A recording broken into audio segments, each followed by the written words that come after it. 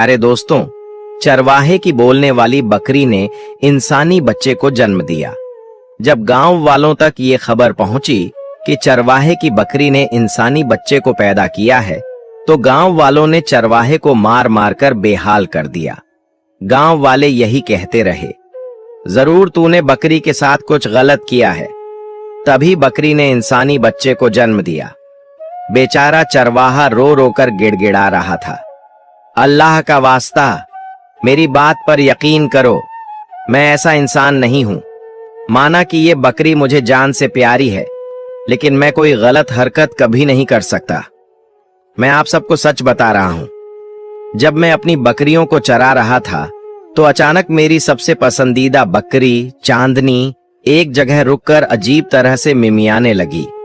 मैं परेशान हो गया कि शायद उसे कोई सांप दिख गया है, जो वो इस तरह की अजीब आवाजें निकाल रही है। लेकिन मेरी जान तो तब निकली जब मैंने पास जाकर देखा। बकरी के पास एक नन्हा सा शिशु पेड़ के नीचे लेटा हुआ था।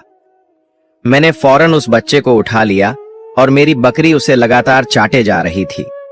पहले तो मैं हैरान था, लेकिन उस बच्चे को देखकर मैंने खुदा का शुक्र अदा किया, क्योंकि आप सब जानते हैं कि मैं बहुत अरसे से बेऔलाद हूं।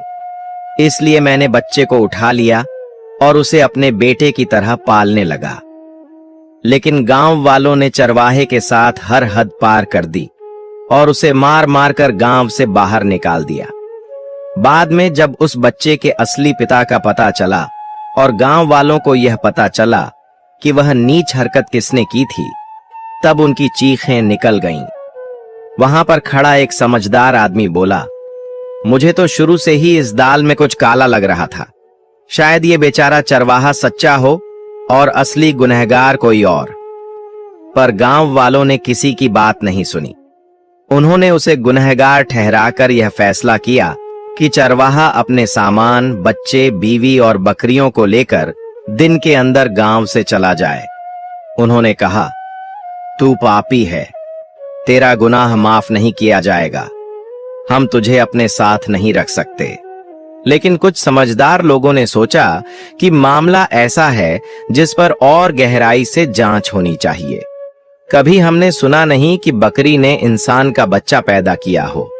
उन्होंने तय किया कि किसी आलिम के पास जाकर इस मसले पर मशवरा करना चाहिए। उन्होंने सोचा कि अगर ये चरवाहा बेगुनाह निकला तो हम खुदा को क्या जवाब देंगे। फिर सब मिलकर एक आलिम के पास गए और उसे सारी सच्चाई बताई। आलिम ने मशवरा दिया कि बच्चे की असलियत का पता लगाने के लिए किसी तबीब, डॉक्टर से मदद लेनी चाहिए। तब गांव वालों ने एक तबीब को बुलाया और उस बच्चे का मुआयना करवाया।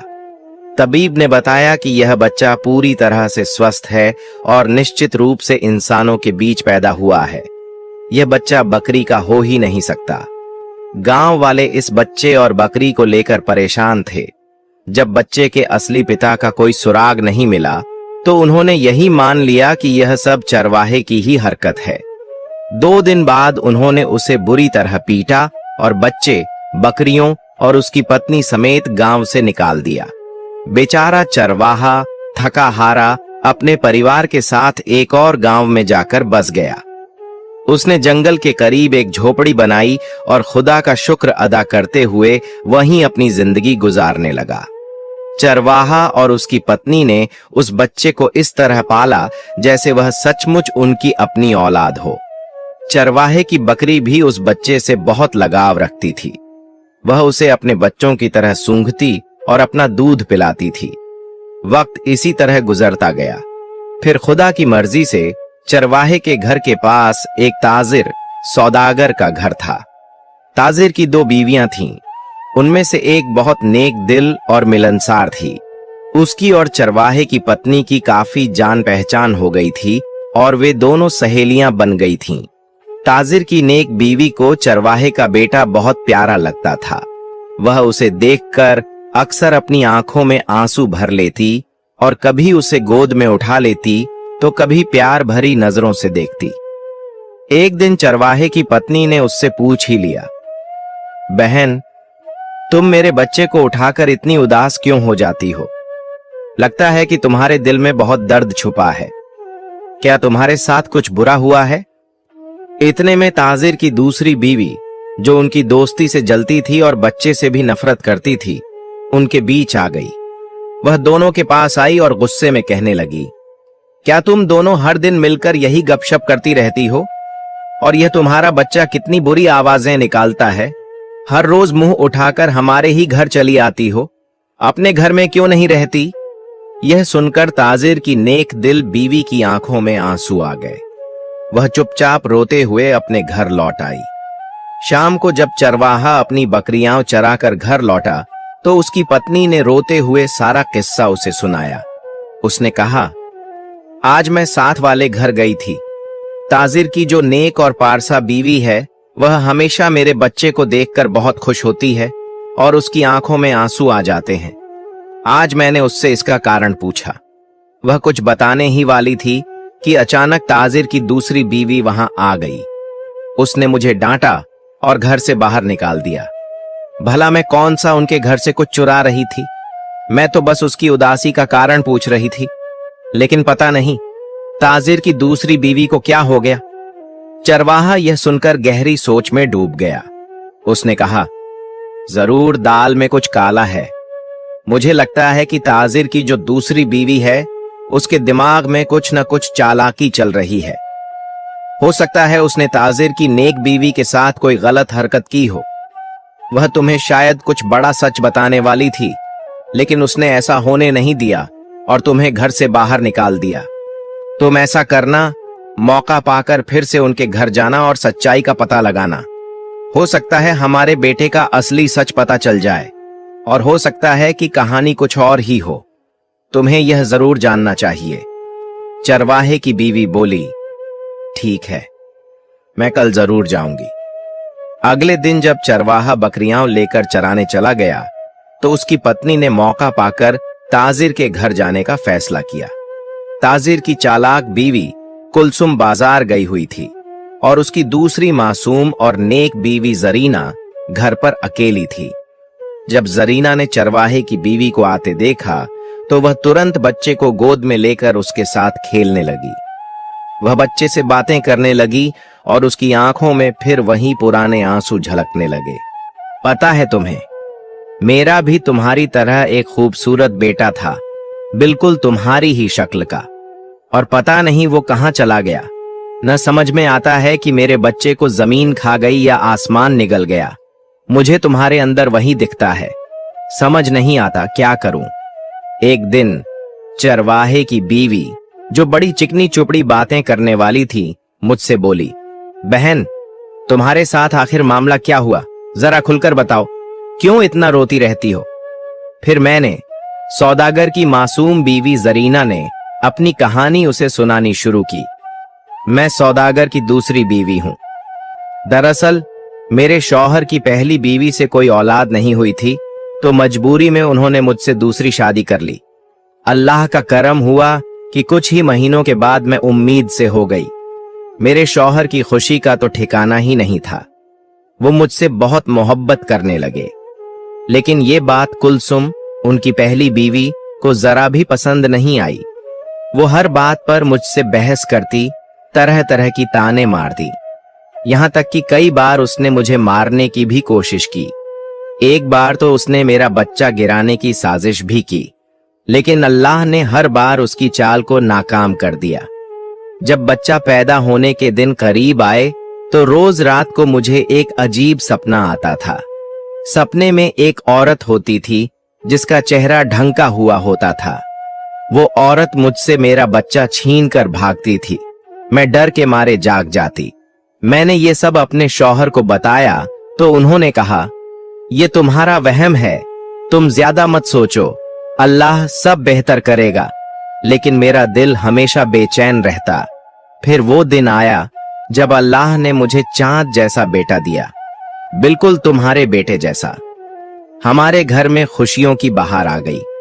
मेरे शौहर ने मेरे बच्चे की सलामती के लिए गरीबों में खूब खैरात दी।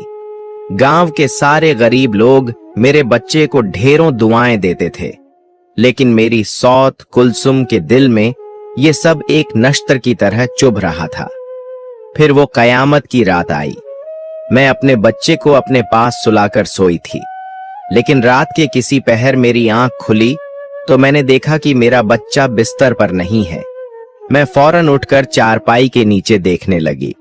सोचा कहीं बच्चा नीचे गिर तो नहीं गया, लेकिन जब कहीं भी बच्चा नहीं मिला तो मैं रोने पीटने लगी। मेरे शौहर सौदागर की आंख खुली तो वो भी बेचैन हो गए, और वो कुलसुम वो बैठी मुझे तसल्ली दे रही थी। उस दिन से लेकर आज तक मैंने अपने बच्चे को बहुत ढूंढा, लेकिन मेरा बच्चा कभी नहीं मिला। इतना कहते ही सौदागर की बीवी फूट फूट कर रोने लगी। उसी समय सौदागर की चालाक बीवी घर आ चुकी थी। उसने दोनों की कुछ बातें सुन ली थीं। उसे जरीना पर बहुत गुस्सा आ रहा था और उसके मन में डर बैठ गया था। वह सोचने लगी, कहीं ये जरीना मेरे बारे में सब कुछ न बता दे। ये मेरी सौतन आखिर उस चरवाहे के बेटे से इतनी जुड़ी हुई क्यों है? कहीं ये वही बच्चा तो नहीं जिसे मैंने अपना शिकार बनाया था? फिर उसने खुद को समझाया, नहीं नहीं, ऐसा नहीं हो सकता। मैंने तो उसे अच्छी तरह से जमीन में दबा दिया था। वो बच्चा जिंदा कैसे हो सकता है? ये सब मेरा वहम है। मैं भी क्या क्या सोच लेती हूं। लेकिन कुलसुम को चैन नहीं आ रहा था। उसके दिल में बार बार वही ख्याल आ रहा था। वो सोचने लगी, जहां मैंने बच्चे को दबाया था वहां जाकर देख तो लूं, कहीं किसी ने उसे वहां से निकाल तो नहीं लिया। फिर उसके मन में ख्याल आया, अब तक तो बच्चे की हड्डियों का ढांचा ही बचा होगा। वो मौके की तलाश करने लगी और जल्दी से जंगल की तरफ भागी, जहां उसने जरीना के बच्चे को दफनाया था। वहां पहुंचकर उसने जल्दी जल्दी खुदाई शुरू कर दी। उधर चरवाहा भी उसी जंगल में बकरियां चरा रहा था। चरवाहे की बकरी चांद की नजर उस औरत पर पड़ी। बकरी उसे गौर से देखने लगी और उसके आसपास घूमने लगी। बकरी के मन में ख्याल आया, ये वही औरत है जिसने उस रात बच्चे को यहां लाकर दफनाया था। कुलसुम हैरान परेशान थी, क्योंकि जब उसने गड्ढे में देखा तो वहां बच्चे का नामो निशान भी नहीं था। वो सोचने लगी, आखिर बच्चा गया कहां? हो ना हो कोई उसे यहां से निकाल कर ले गया होगा। फिर उसके मन में एक सुकून भरा ख्याल आया, अगर बच्चा यहां से ले भी गया है तो ये मेरे लिए अच्छी खबर है। अब कोई भी बच्चा मुझ तक नहीं पहुंच सकेगा। इतना सोचते हुए कुलसुम वापस अपने घर लौट आई। सौदागर की चालाक बीवी कुलसुम ने सौदागर को भी अपनी मुट्ठी में कर रखा था। वह बेचारी जरीना के खिलाफ उसके कान भरती रहती थी। कुलसुम अक्सर कहती, ये तुम्हारी दूसरी बीवी जरूर मनहूस है। अल्लाह ने तुम्हें खूबसूरत बेटा दिया था, लेकिन इसने खुद ही अपने बच्चे को खा लिया। सौदागर भी अब जरीना से कुछ खास मोहब्बत नहीं करता था। वह जरीना के पास कम ही जाता था। एक रात जरीना फिर से एक डरावने ख्वाब से उठ बैठी। अब उसे वही ख्वाब बार बार आने लगे थे कि उसका बच्चा उसकी गोद में होता है और एक औरत उसे छीन कर भाग जाती है। ख्वाब से जागकर वह चीखने और रोने लगती। सौदागर जरीना के पास आया और उसे तसल्ली देकर चुप कराने लगा। उसने पूछा, तुम्हें क्या परेशानी है? क्यों रो रही हो? जरीना ने बताया, आज फिर मुझे वही ख्वाब आया कि एक औरत मेरे बच्चे को मुझसे छीन कर भाग रही है और मैं कुछ नहीं कर पा रही हूं। कुलसुम भी यह बात सुन रही थी। उसे बहुत गुस्सा आया। उसने तमतमाते हुए कहा, तुम बार बार मुझ पर ही इल्जाम क्यों लगाती हो? जरीना रोते हुए धीमे स्वर में बोली, मैं तुम पर इल्जाम नहीं लगा रही हूं। जो ख्वाब मुझे आ रहा है मैं बस वही बता रही हूं। उधर चरवाहे का बेटा अब बड़ा हो रहा था। उसने अपने पिता के साथ बकरियां चराना शुरू कर दिया था, लेकिन चरवाहा हमेशा अपने बेटे को समझाता, बेटा अपना भविष्य बनाओ, पढ़ो लिखो, ये बकरियां चराना कोई काम नहीं है। चरवाहे ने अपने बेटे को अच्छी तालीम दिलवाई। इधर जरीना को यह पता नहीं था कि जिस बेटे के लिए वह तड़प तड़प कर जी रही है, वही बेटा उसके बिल्कुल पास पल रहा है। जरीना को उस लड़के से लगाव होने लगा। वह कभी अपने दरवाजे से छुपकर तो कभी बाहर से उस लड़के को देखती और रोती रहती। फिर एक दिन चरवाहा अपनी बकरियों को चराने जंगल गया। अचानक मौसम खराब हो गया। तेज हवा चलने लगी और मूसलाधार बारिश शुरू हो गई। चरवाहा अपनी बकरियों को इकट्ठा करके एक बड़े पेड़ के नीचे बैठ गया और बारिश थमने का इंतजार करने लगा। लेकिन अल्लाह की मर्जी कुछ और थी। तेज बारिश में पेड़ की एक भारी टहनी टूटकर चरवाहे के ऊपर गिर गई। उसकी बकरियां तो बच गईं, लेकिन चरवाहा जमीन पर गिर पड़ा। चरवाहे की प्यारी बकरी चांदनी उसे खींचकर निकालने की कोशिश करती रही। पास खड़ी बकरियां जोर जोर से मिमियाती रहीं, लेकिन वो बेजुबान जानवर कुछ कर नहीं पाई और चरवाहा वहीं दम तोड़ गया। उस दिन तो चरवाहे के घर में कयामत टूट पड़ी। उसका बेटा हसन पास बैठा बिलख बिलख कर रो रहा था। शाम के वक्त चरवाहे का जनाजा पढ़ा गया और फिर उसे दफना दिया गया। चरवाहे की सबसे बड़ी ख्वाहिश थी कि उसका बेटा पढ़ लिख कर एक बड़ा आदमी बने, लेकिन उससे भी ज्यादा उसका शौक था कि उसका बेटा हाफिज ए कुरान बने। जब चरवाहा इस दुनिया से चला गया तो उसकी बीवी ने अपनी इद्दत के दिन बड़ी मुश्किलों से गुजारे। वह अपने कमरे में ही बंद रहती थी और अपने बेटे को भी बाहर नहीं निकलने देती थी। खुद चाहे भूखी रहती, लेकिन अपने बेटे को कुछ न कुछ जरूर खिला देती। चरवाहे की बकरियों का इंतजाम कुछ दिनों के लिए रिश्तेदारों ने किया। वे बकरियों को घास और पानी देते रहे। जब चरवाहे की बीवी की इद्दत पूरी हो गई तो उसने ठान लिया, अब मैं खुद बकरियां चराऊंगी और उनका दूध बेचकर अपने और अपने बेटे का गुजारा करूंगी। अब वह दिन भर अपनी बकरियों को चराती। उसका बेटा हसन जब स्कूल से वापस आता तो अपनी मां की मदद करने के लिए उसके पास चला जाता। दूसरी ओर हकीकत से बेखबर लोग हसन, जिस घर का असली चिराग था, वे लोग यही मानकर बैठे थे कि उनका बच्चा इस दुनिया में अब नहीं रहा। उधर सौदागर की चालाक बीवी कुलसुम घर में राज कर रही थी और बेचारी जरीना अपने ही घर में नौकरानी बनकर रह गई थी। वह दिन भर नौकरों की तरह काम करती रहती और साथ ही अपनी सोटन कुलसुम की हर तकलीफ भी सहन करती। जरीना कभी किसी से कोई शिकायत नहीं करती थी, लेकिन जब वह अकेली होती तो अपने कमरे में नमाज पढ़कर अल्लाह के आगे खूब रोती। जिस दिन वह अपने रब के सामने रोकर अपना दिल हल्का कर लेती, उसे थोड़ा सुकून मिलता, क्योंकि सौदागर भी अब जरीना पर कोई ध्यान नहीं देता था। हसन जब कुरान की तिलावत करके घर आया तो अपनी मां से कहने लगा, मां, आज मैंने कुरान की तालीम पूरी कर ली है। आज मैंने अपने बाबा की ख्वाहिश पूरी कर दी। फिर उसने बताया, मां, आपको पता है हमारे मदरसे में बहुत बड़ी तकरीब रखी गई है। वहां बड़े बड़े मौलवी साहब भी आएंगे, हमें इनाम भी दिया जाएगा। लेकिन मां, मैं वहां बिल्कुल नहीं जाऊंगा। उसकी मां ने प्यार से पूछा, बेटा क्यों, क्या वजह है, तुम क्यों नहीं जाओगे? हसन उदास होकर बोला, मां, इसलिए क्योंकि मेरे तो कपड़े भी फटे पुराने हैं। वहां के बच्चे मुझे गरीब गरीब कहकर मजाक उड़ाते हैं, इसलिए मैं नहीं जाऊंगा। चरवाहे की बीवी ने उसे तुरंत अपने सीने से लगाया और कहा, बेटा, मैंने बकरियों का दूध बेचकर थोड़े थोड़े पैसे जमा किए हुए हैं।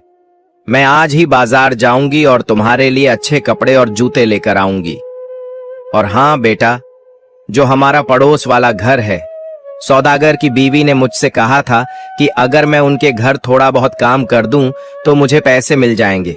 मैं सारा दिन घर में क्या करती हूं, मैं कुछ देर के लिए वहां झाड़ू पोंछा कर लिया करूंगी ताकि तुम्हारी पढ़ाई और जरूरतें पूरी कर सकूं। दूसरे दिन चरवाहे की बीवी सौदागर के घर पहुंची। सौदागर की चालाक बीवी कुलसुम चरवाहे की बीवी को गुस्से से देख रही थी। उसका बिल्कुल भी दिल नहीं कर रहा था कि वह उसे काम पर रखे, क्योंकि वह घर का सारा काम जरीना से करवाना चाहती थी। लेकिन जरीना की तबीयत कुछ दिनों से ठीक नहीं थी। मजबूरी में कुलसुम ने चरवाहे की बीवी को काम पर रख लिया। चरवाहे की बीवी को जरीना पर बहुत तरस आ रहा था। कुछ दिन पहले ही जरीना ने उसे अपनी दर्द भरी कहानी सुनाई थी। जरीना बेचारी अब खुद को घर की नौकरानी समझने लगी थी। वह कहने लगी, मैं तो घर से बाहर भी नहीं जा सकती। अब तो मेरा जीना मरना इसी घर में है, क्योंकि मेरे माँ बाप भी इस दुनिया में नहीं हैं। चरवाहे की बीवी ने उसे तसल्ली दी और कहा, तुम अपने आप को क्यों कसूरवार मानती हो? तुम्हारी इन्हीं बातों का फायदा उठाकर तुम्हारी सोटन ने तुम्हारे शौहर को अपनी तरफ कर लिया। खुद पर भरोसा रखो। अगर अल्लाह ने तुम्हारी एक औलाद छीन ली है तो यकीन मानो वह तुम्हें दूसरी औलाद जरूर देगा। तुम्हारी उम्र तो अभी ऐसी नहीं है कि सब खत्म हो गया हो। मेरा ही हाल देख लो। मैं तो सारी जिंदगी बेऔलाद रही, लेकिन मैंने कभी अपने शौहर को किसी दूसरी औरत की तरफ देखने नहीं दिया। तुम भी अपने शौहर को अपनी तरफ मुतवज्जा करो, उसका ख्याल रखो और उसे अपने होने का एहसास दिलाओ। सौदागर अगर कुलसुम का शौहर है तो वह तुम्हारा भी शौहर है। चरवाहे की बीवी की बातें जरीना की समझ में आने लगी। अब वह खुद को संभालने लगी। वह साफ सुथरे कपड़े पहनती और अपने शौहर की पसंद का खाना बनाती। साथ ही अपने शौहर की हर छोटी बड़ी जरूरत का ख्याल रखने लगी। ये सब देखकर कुलसुम के सीने पर सांप लौटने लगे। एक दिन चरवाहे की बीवी अपने बेटे को घर छोड़कर सौदागर के घर काम पर जाने लगी। उसने जाते जाते अपने बेटे से कहा, बेटा, आज तुम्हारी स्कूल से छुट्टी है। तुम ऐसा करो, बकरियों को चरा कर ले आओ। मुझे अभी जल्दी काम पर जाना है, नहीं तो बीबी जी नाराज हो जाएंगी। इतना बोलकर चरवाहे की बीवी सौदागर के घर आ गई। सौदागर के घर के बाहर एक खाली प्लॉट था जिसमें काफी घास उगी हुई थी।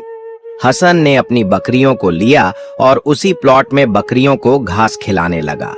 हसन अपनी सबसे प्यारी बकरी चांदनी को समझाने लगा, यहीं पर रुककर घास खाना, घर के अंदर मत घुसना। हसन की बकरी चांदनी बहुत समझदार थी। वह वहीं रुककर घास खाने लगी और हसन घर के अंदर अपनी मां के पास चला गया। उस दिन जरीना को तेज बुखार था और सौदागर अपनी बीवी का बहुत ख्याल रख रहा था। उसने पूरी रात जरीना के पास बिताई। यह देखकर सौदागर की चालाक बीवी कुलसुम जल भुनकर रह गई। अगर उसका बस चलता तो वह सौदागर को कभी भी जरीना के पास न जाने देती। कुलसुम अपने मन में सोचने लगी, जरूर यह सब चरवाहे की बीवी का असर है। उसने जरीना को समझा दिया होगा, वरना जरीना में इतनी समझदारी कहाँ थी। पहले जब भी बीमार होती थी तो सौदागर उसे पूछता तक नहीं था, और आज उसका इतना ख्याल रख रहा है। इन ख्यालों में डूबी कुलसुम वहीं बैठी रही। दूसरी ओर जरीना के दिल की धड़कनें तेज हो चुकी थीं, क्योंकि उसके घर में हसन ने कदम रखा था। आखिर मां तो मां होती है। वह जानती थी कि यह वही बच्चा है जिसे उसने जन्म दिया था। हसन अभी बच्चा था और गरीबी में पला बढ़ा था। उसने कभी भी महंगे खिलौने नहीं देखे थे। जब वह घर में घुसा तो एक कमरे में कुलसुम की बेटी के महंगे खिलौने शेल्फ में रखे हुए थे। हसन ने शेल्फ से खिलौने निकाले और वहीं फर्श पर बैठकर खेलने लगा। तभी कुलसुम की बेटी, जो बिल्कुल अपनी मां की तरह लड़ाकू स्वभाव की थी, कमरे में आ गई। उसने देखा कि हसन उसके खिलौनों से खेल रहा है। वह चिढ़ गई और गुस्से में हसन को मारने लगी। जल्दी से उसने अपने खिलौने उससे छीन लिए। हसन बेचारा रोने लगा। उसकी आंखों से आंसू फूट पड़े। किचन में चरवाहे की बीवी बर्तन धो रही थी। तभी जरीना ने बच्चे के रोने की आवाज सुनी। यह आवाज सुनकर उसके मुंह से बेसाख्ता निकला, यह तो मेरा बच्चा रो रहा है। सौदागर यही समझा कि जरीना बुखार की वजह से ऐसा बोल रही है, लेकिन जरीना कुछ भी सुनने को तैयार नहीं थी। वह फौरन कमरे से बाहर भाग गई। जब जरीना ने हसन के पास आकर उसे रोते हुए देखा तो न जाने उसे क्या हो गया। उसने तुरंत हसन को सीने से लगा लिया और रोते हुए बोली, ना मेरे बच्चे, अब मत रो, तुम्हारी मां तुम्हारे पास आ गई है। हसन भी जरीना के सीने से लगकर मां की गोद का एहसास कर रहा था। उधर बाहर जब हसन की बकरी चांदनी को हसन के रोने की आवाज सुनाई दी तो वह फौरन सौदागर के घर में घुस गई। बकरी की आंखें लाल हो चुकी थीं। वह कुलसुम की बेटी को घूर कर देख रही थी। इससे पहले कि वह बकरी बच्ची पर हमला करती, कुलसुम भी कमरे से बाहर आ गई। इस घटना को भले ही बरसों बीत चुके थे, लेकिन वह बेजुबान बकरी कुलसुम को पहचान चुकी थी। यह वही औरत थी जिसने कई साल पहले इस बच्चे पर बहुत जुल्म किया था। हसन को जमीन में गाड़ने वाली कोई और नहीं बल्कि यही कुलसुम थी। बकरी ने न आव देखा न ताव और कुलसुम पर हमला कर दिया। कुलसुम फौरन जमीन पर गिर गई और बकरी दांतों से उसका चेहरा नोचने लगी। सभी डरकर पीछे हट गए। सौदागर यह देखकर हैरान हो रहा था। उसने फौरन बकरी को वहां से हटाने की कोशिश की, लेकिन जब तक सौदागर बकरी को पीछे करता तब तक बकरी कुलसुम के चेहरे को लहूलुहान कर चुकी थी। जब बकरी फिर से कुलसुम पर हमला करने लगी तो हसन जल्दी से आगे बढ़ा और अपनी बकरी को सीने से लगा लिया। वह रोते हुए अपनी बकरी को लेकर घर के बाहर चला गया। उधर सौदागर गुस्से से चरवाहे की बीवी को डांटने लगा। उसने कहा, पागल औरत, अपने बेटे को समझा नहीं सकती? ऊपर से ये जानवर भी हमारे घर में घुसा दिए। अगर तुम्हें पता था कि तुम्हारी बकरी इंसानों पर हमला कर देती है तो क्यों नहीं इसे अपने घर में बांध कर रखा? कुलसुम को फौरन अस्पताल ले जाया गया क्योंकि उसकी हालत काफी खराब थी। डॉक्टर ने सौदागर को बताया, आपकी बीवी की एक आंख बर्बाद हो चुकी है और अब वह कभी ठीक नहीं हो सकती। यह सुनकर सौदागर गुस्से में आग बबूला हो गया। उसने तुरंत चरवाहे की बीवी को पुलिस के हवाले करवा दिया। उधर सौदागर पागलों की तरह बकरी पर हमला करने ही वाला था और सोच रहा था, आखिर इस बकरी ने ऐसा क्यों किया? दूसरी ओर चरवाहे का बेटा हसन घर पर अकेला रह गया था। उसकी बकरी चांदनी भी उसके पास ही थी। हसन को बहुत भूख लगी थी।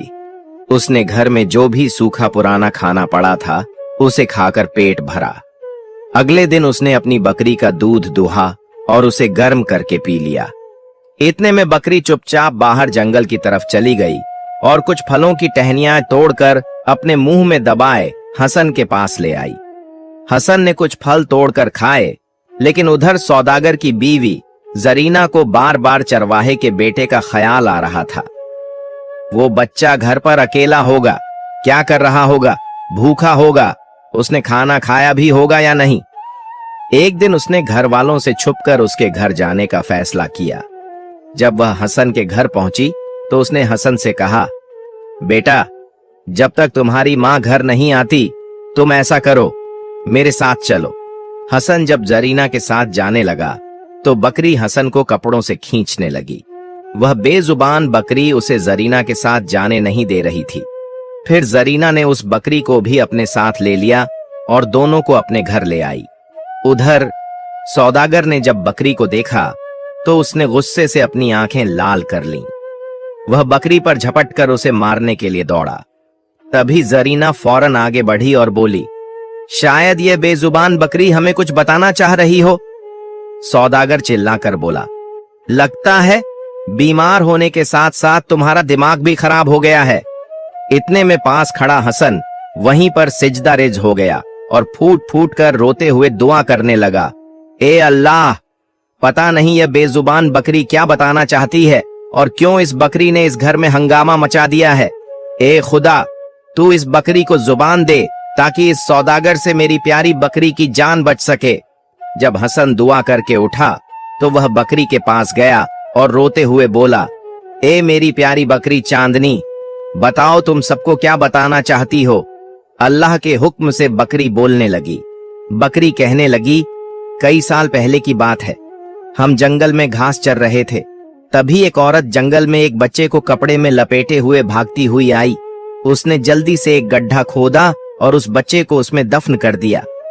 फिर बकरी ने हसन की तरफ इशारा करते हुए कहा, वो बच्चा और कोई नहीं बल्कि यही हसन था। ये बात जैसे ही कुलसुम ने सुनी तो उसके पैरों तले से जमीन खिसक गई। लेकिन बकरी ने जो अगली बात बताई उसे सुनकर सौदागर भी जमीन पर बैठकर सिर पकड़कर रोने लगा। बकरी ने कहा, वो औरत जिसने बच्चे को दफन किया था कोई और नहीं बल्कि यही कुलसुम है जिस पर मैंने हमला किया था। जब यह औरत बच्चे को दफनाकर चली गई तो मैंने फौरन जमीन खोदकर उस बच्चे को बाहर निकाला और उसे अपने मुंह में दबाकर अपने मालिक चरवाहे के पास ले गई। फिर बकरी कहने लगी, जब गांव वालों ने देखा कि एक बकरी के पास इंसानी बच्चा है तो उन्होंने मेरे मालिक पर शक किया। मेरे मालिक ने बहुत कोशिश की अपनी सफाई देने की, लेकिन किसी ने उसकी एक न सुनी, जबकि वह नेक इंसान था, 5 वक्त का नमाजी था। लेकिन गांव वालों ने उसे इल्जाम लगाकर गांव से निकाल दिया। फिर मेरा मालिक यहाँ आप लोगों के घर के पास एक झोपड़ी बनाकर रहने लगा, लेकिन उसने अपने बच्चे को अच्छी शिक्षा दी, उसकी अच्छी परवरिश की। मैं एक बेजुबान जानवर हूं, लेकिन अल्लाह से यही दुआ करती हूं कि ए अल्लाह, तू इस औरत कुलसुम को कभी माफ मत करना। सौदागर की बीवी जरीना यह सब सुनकर फूट फूट कर रोने लगी। वह तुरंत आगे बढ़ी और हसन को अपने सीने से लगा लिया। वह कहने लगी, यह बच्चा मेरी आंखों के सामने पलता रहा और मुझे पता भी नहीं चला कि यह मेरा खून है, यह मेरा बेटा है। सौदागर यह सोच भी नहीं सकता था कि उसकी बीवी कुलसुम उसके बच्चे के साथ इतना बड़ा जुल्म कर सकती है। कुलसुम का चेहरा पहले ही बुरी तरह बिगड़ चुका था और दर्द के मारे वह चीख रही थी। लेकिन जब उसने बकरी की यह बात सुनी तो वह तुरंत अपने के से मुकर गई। हालांकि वहां पर बहुत बड़ा मजमा इकट्ठा हो चुका था। सब लोग कहने लगे, यह बेजुबान जानवर इंसानों की तरह तो बोल नहीं सकते, लेकिन अगर यह अल्लाह के हुक्म से बोल रही है तो यह औरत झूठी है। इतने में कुलसुम चीख कर बोली, हाँ, मैंने ही सब कुछ किया। तुमने मेरे होते हुए दूसरी शादी कर ली और ऊपर से उसने एक खूबसूरत बेटे को जन्म दे दिया। तुम्हारी जायदाद का वारिस तो यह लड़का बन जाता तो मेरी बेटी का क्या होता। इसलिए मैंने इस लड़के को खत्म करने की कोशिश की, लेकिन बदकिस्मती से यह बच्चा बच गया। यह सुनते ही वहां खड़े लोगों पर जैसे बिजली गिर गई। सभी हैरान और शर्मिंदा हो गए। उन्होंने एक बेगुनाह इंसान को इतनी बड़ी सजा दे दी। फिर गांव के बुजुर्ग तुरंत चरवाहे की बीवी के कदमों में गिर गए और उससे माफी मांगने लगे। उन्होंने कहा, आप हमारे गांव वापस आ जाइए। चरवाहे की बीवी दिल की बहुत अच्छी थी। उसने कहा, मैं गांव तभी वापस आऊंगी जब मेरे साथ इंसाफ होगा। फिर गांव वालों ने मिलकर यह तय किया कि सौदागर की बीवी कुलसुम को गांव के कामों में लगाया जाएगा ताकि वह अपनी गलती का प्रायश्चित कर सके। सौदागर का तो बस नहीं चल रहा था कि वह अपनी बीवी को जान से मार डाले, लेकिन गुस्से में आकर उसने अपनी बीवी को तलाक दे दी। उसके बाद जब चरवाहे की बीवी गांव वापस जाने लगी तो हसन रोने लगा। तब सौदागर ने चरवाहे की बीवी को इज्जत के साथ अपनी बहन बना लिया और अपने घर में रख लिया। सौदागर और जरीना दोनों ने अपने बेटे को गले लगाकर खूब रोया। अब हसन अपनी दोनों माओं के साथ खुशी खुशी रहने लगा।